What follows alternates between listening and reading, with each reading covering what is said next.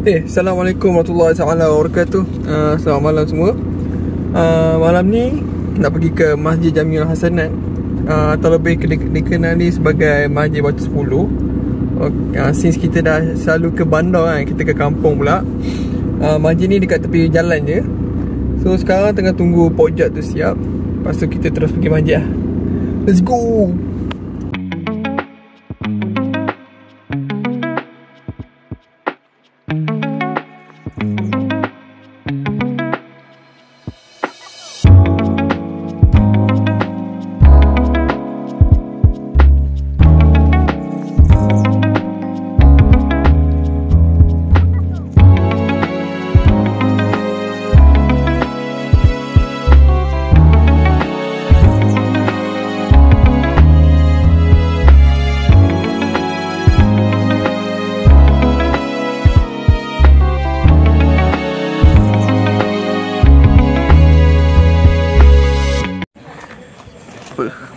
More.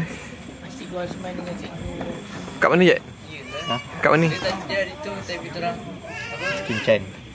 Kopi kira je. Function pun.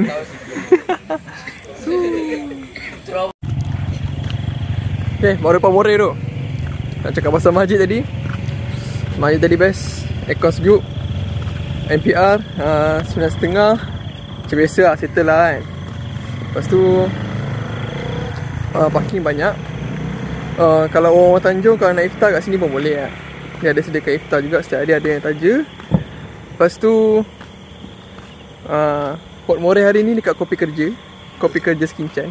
So korang daripada mana duduk Sekincan ke, hala-hala ke Sungai Besar sangat benar kan? Dari mana? Dari Parit ke kan? Rasanya Rasanya dah bosan. Rasanya tu juga. Kau dah cakap apa? Tak ada. Cakap lah. Tu je lah untuk hari ni.